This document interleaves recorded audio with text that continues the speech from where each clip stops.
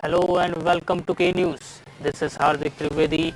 Let's have a look what is happening in India and in the world. Potential accuracy issues with a widely used coronavirus test could lead to false results for patients, US health officials warned. The Food and Drug Administration issued the alert on Monday to doctors and laboratory technicians using Thermo Fisher's TechPath genetic test.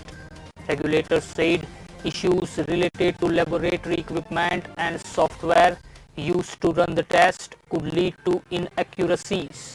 The agency advised technicians to follow updated instructions and software developed by the company to ensure accurate results. The warning comes nearly a month after Connecticut public health officials first reported that at least 90 people had received false positive results for the coronavirus. Most of those receiving the false results were residents of nursing homes or assisted living facilities. The FDA said one possible problem was related to the incorrect use of equipment that rapidly spins samples in preparation for processing. The agency's letter tells lab workers to follow new instructions developed by the company for this step. At least 32 Taliban militants were killed and 20 others injured during a clash which erupted after security forces struck the terror group's hideouts in Baghdad province, a top official said on Monday. According to member of the provincial council Muhammad Nazir Nazari, the clash took place in Sajandak area of Muqar district on Sunday. According to Nazari, one security member was killed and 7 others were injured.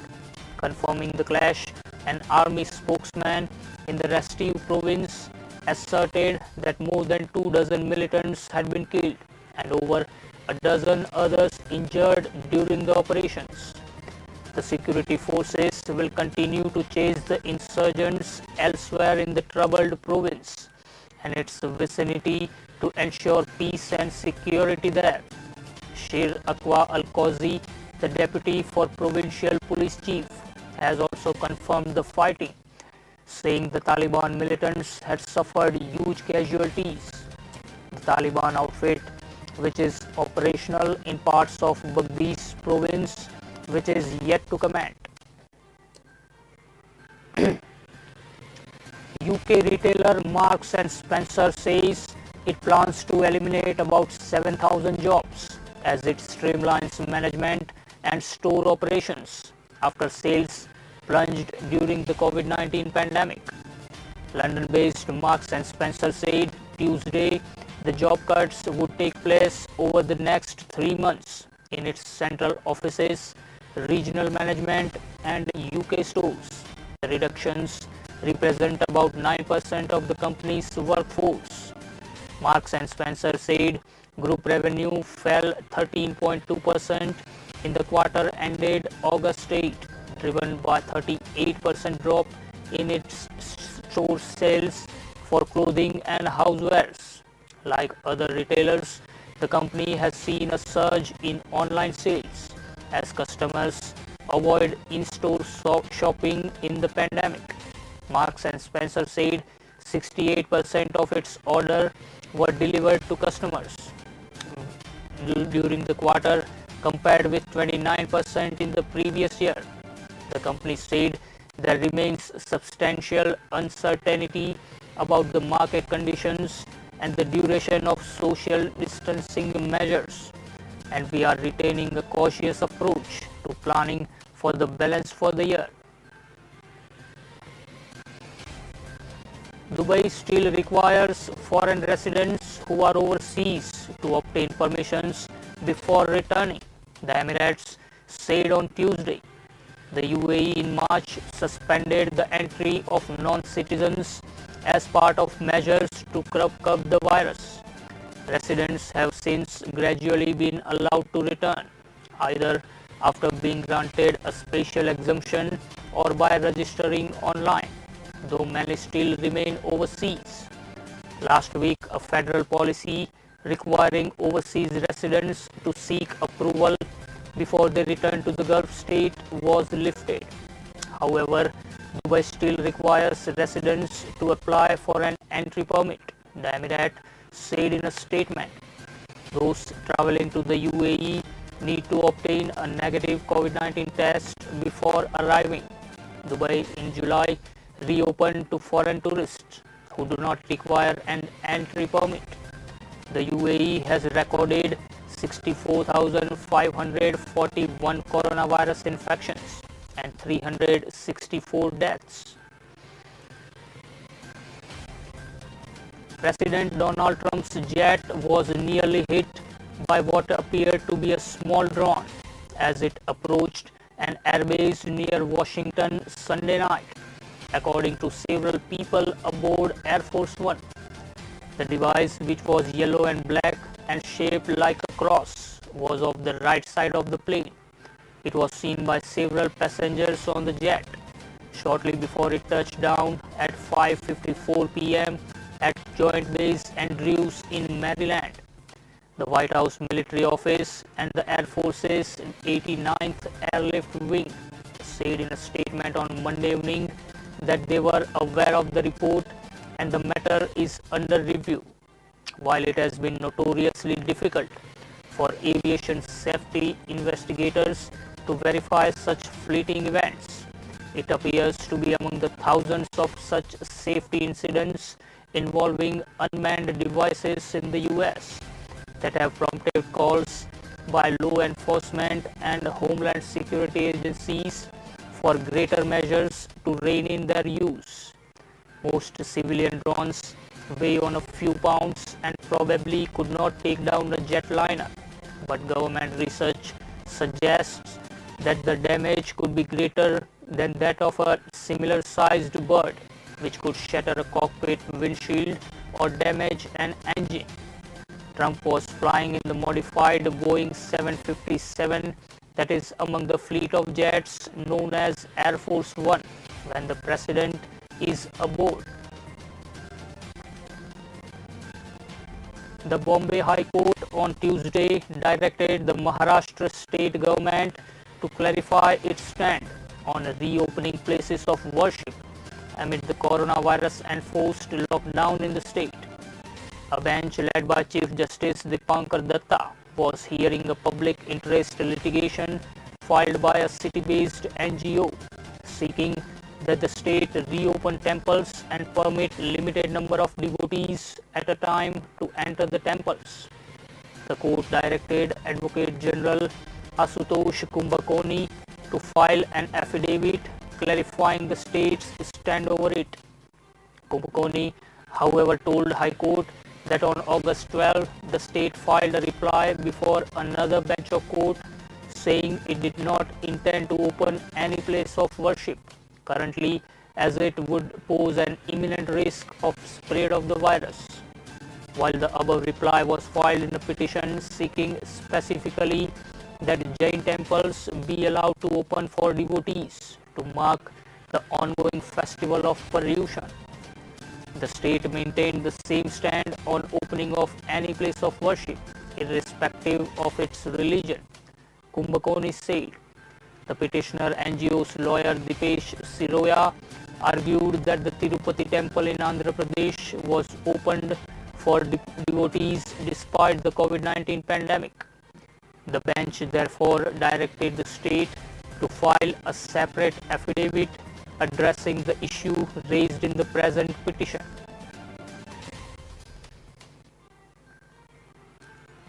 The Bombay High Court on Monday said police brutality during the lockdown is only one side of the coin and noted that many citizens are not complying with restrictions imposed to curb the virus. There are black sheep everywhere. A division bench of Chief Justice Dipankar Datta and Justice Anuja Prabhudesai observed while hearing a petition filed by Advocate Firdaus Irani, raising concerns on police brutality amid the coronavirus-induced lockdown. Irani's counsel Gopal Shankar Narayan told the court on Monday that they have 13 videos showing police excesses on people while imposing the lockdown orders. Policemen are seen assaulting people with lathis or slapping them without first asking the reason why they are traveling, he said. The High Court, however, said there are two sides of the story. Police brutality is only one side of the coin. The truth is that there are many amongst us who do not care about the lockdown guidelines and do not comply with restrictions. There are black sheep everywhere, Chief Justice Datta said. Shankar Narayan argued that even if there are violators of lockdown restrictions, this does not give police the right to assault any person. To this, the court said it cannot sit to decide in which case or situation the use of lathis, tear gas or force may be required. Every case or situation cannot be painted with the same brush, Justice Datta said. The court said if people violate laws, then they have to be dealt with strong hands. It's time for a short break. We'll join you in a short while.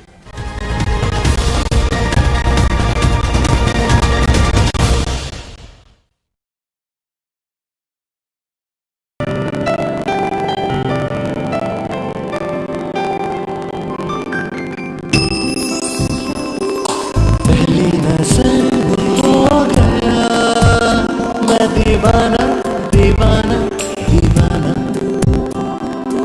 इतना सुंदर जैसे कोई सपना सुहाना मैं दीवाना दीवाना Kacharia tiles, जो देखे वो दीवाना।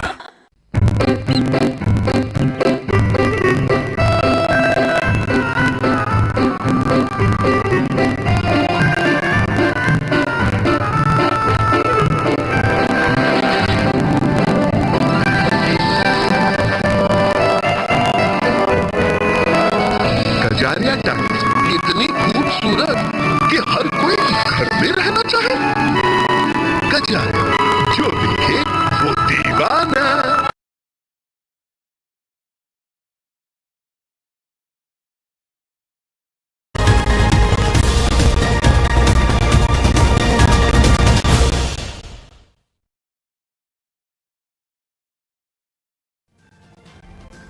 Welcome back to K News and thank you for watching. Let's continue the streak of news. With international air travel still out of bounds due to the COVID-19, India has proposed air bubbles with 5 neighboring countries. Civil Aviation Minister Hardeep Singh Puri said Tuesday. Air bubbles seek to restore commercial passenger services to pre-pandemic levels. Pakistan is not on the list of 5 countries. Air bubbles have also been proposed with our neighbors Sri Lanka, Bangladesh, Afghanistan, Nepal and Bhutan. Going forward, we will consider such arrangements with other countries also. It is always our endeavor to reach out to every stranded citizen. No Indian will be left behind. Puri tweeted. India's international flight operations are currently largely limited to evacuating its residents from various countries under the Vande Bharat mission. We continue to further strengthen the reach and scope of Vande Bharat mission. Air travel arrangements are already in place with the USA, UK, France, Germany, UAE, Qatar and Maldives. We are now taking these efforts forward and negotiating with 13 more countries to establish such arrangements. The latest air bubble was the one with Canada that became operational on August 15. Election Commissioner Ashok Lavasa, who was expected to take over the poll body next year, tendered his resignation to President Ramnath Kovind on Tuesday, officials said. The 1980 batch Haryana cadre IAS officer had most 2 years remaining in his tenure as election commissioner. He would have taken over the chief election commissioner from Sunil Arora. However, his exit puts E3 Sushil Chandra in the fray of the poll watchdog's top job. Lavasa had several stints in various government departments, including as secretary in the Union Finance Ministry. As CEC, Lavasa would have overseen elections in West Bengal, Manipur, Goa, Punjab, Uttar Pradesh and Uttarakhand. Mr. Lavasa has a long and distinguished career in the Indian civil services. He is currently one of the election commissioners of India and previously served in a range of senior posts, including as Union Finance Secretary of India, Union Secretary for the Ministry of Environment, Forest and Climate Change, and Union Secretary for the Ministry of Civil Aviation. He has extensive experience in public-private partnerships and infrastructure development at the state and federal levels, with a deep knowledge of public policy and the role of the private sector, ADB said in a press release issued on Wednesday. Prime Minister Narendra Modi on Tuesday urged citizens to be cautious about tropical and vector-borne diseases and asked them to take steps to be safe amid the country's battle against coronavirus disease. This is the season of tropical and vector-borne diseases. I urge you all to take the right precautions. The government is also closely monitoring the situation and ensuring care to those affected. Stay safe, be happy, PM Modi tweeted. PM Modi's tweet comes at a time when India is likely to face challenges during the dengue season, prompting state governments to prepare protocols and find ways to ease the burden on country's healthcare infrastructure. Tropical and vector-borne diseases are caused by mosquitoes. The most commonly reported infections, tropical and vector-borne diseases in India include dengue, malaria and chikungunya. Aedes aegypti, the mosquito that spreads dengue, is most prevalent in cities, and experts have warned in the past that increased urbanization and warming temperatures due to climate change means that its range will keep increasing. According to WHO, 2019 was the worst year on record for dengue cases, with every region affected and some countries were hit for the first time. According to the National Vector-Borne Disease Control Program, 136,422 dengue cases were diagnosed in India in 2019 and an estimated 132 people died. The Congress on Tuesday wrote to Mark Zuckerberg saying Facebook may be a willing participant in thwarting the rights and values its founding leaders sacrificed their lives for, while calling for an inquiry into a report that last week claimed that the social media company was biased toward the ruling BJP in censoring hate speech. K.C. Venugopal, the Congress General Secretary, kept up the party's attack in a letter to Zuckerberg. He referred to the report and said the social company provided the BJP with favorable treatment on election-related issues. He called it a damning and serious allegation that Facebook was interfering in India's electoral democracy. The Wall Street Journal report on Friday suggested Facebook was going easy on hate speeches by BJP members and triggered a controversy. The Congress on Saturday said it had flagged similar concerns to a senior executive of the social media company named in the report. The report cited interviews with unnamed Facebook insiders and claimed the company's senior India policy executive Ankhi Das intervened in the internal content review process to stop a ban on BJP's Telangana lawmaker Raja Singh, whose post targeted the Muslim community. It said the AS told staff members that punishing violations by BJP politicians would damage the company's business prospects. The Congress on Tuesday asked Zuckerberg to set up a high-level inquiry into the Facebook India leadership team and their operations.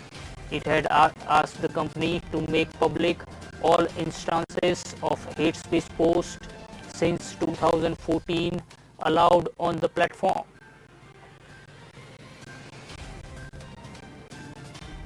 Prime Minister Narendra Modi's office has asked officials to speed up of the process of trimming government stakes in at least 4 primarily state-owned banks within the current fiscal year. The sources said the 4 lenders are Punjab and Sindh Bank, Bank of Maharashtra, UCO Bank and IDBI, in which the government owns majority stakes through direct and indirect holdings. The government wants to overhaul the banking sector and is also pushing the privatization of banks and other state-run companies to help raise funds for budgeted spending amid a fall in tax collections due to the economic downturn caused by the pandemic. According to Reuters, the Prime Minister's office wrote a letter to Finance Ministry earlier this month, asking it to expedite the process of privatizing these lenders in the current financial year, which ends in March 2021, said one government source with direct knowledge of the matter. The process of privatizing the banks has started, the person said, adding some consultation had already taken place. The Prime Minister's office and lenders did not immediately respond to requests for comment, while the Finance Ministry declined to comment. The sources, who declined to be named as the discussions are private, noted the government's timeline is aggressive and might be a challenge given current market conditions. The centre on Monday appointed Gujarat cadre IPS officer Rakesh Asthana as the Director General of the BSF.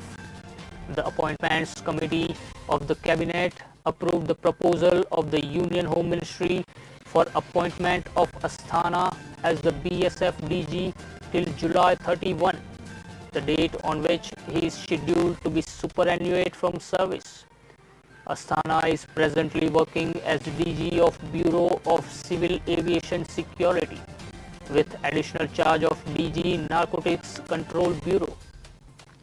Asthana will continue to hold additional charge of DG and CB along with the charge of the top BSF post. The ACC also approved appointment of VSK Kaumudi, 1986 batch, Andhra Pradesh cadre as Special Secretary Internal Security in the Union Home Ministry till November 30, 2022, which is the officer's superannuation date.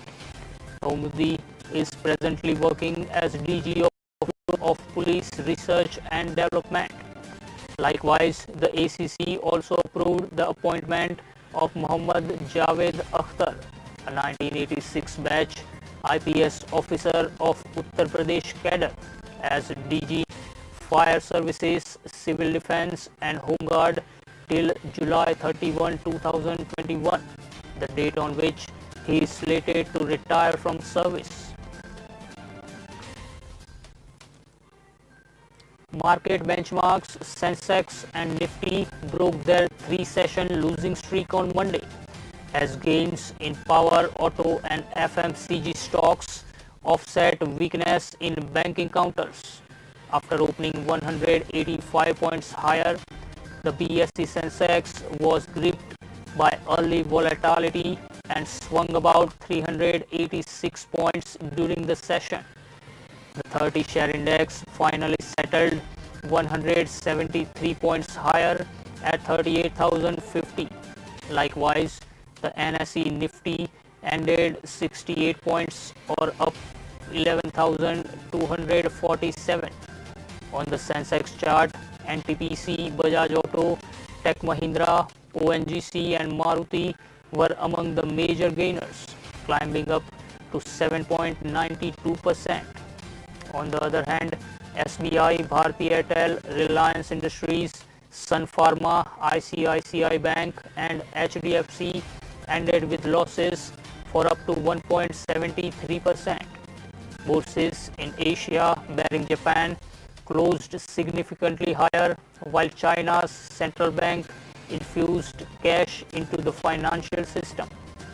Japan's Nikkei slumped after the country's GDP shrank 7.8% in April-June period compared with the previous quarter. On an annualized basis, the economy shrank 27.8%, its sharpest contraction on record. Indian indices overcome an uncertain start and traded in a range before ending the day with gains. Global cues were also mixed due to the delay in the approval of the US stimulus package and mixed economic data coming in from around the world. Of the 19 sectoral indices, only BSE, Energy and Telecom closed in the red. In the broader markets, BSE small cap and large cap indices outperformed the benchmark, while the mid cap gauge underperformed. That's all for now. Keep watching K News. This is Hardik Trivedi taking your leave. Be alert, be positive, be safe.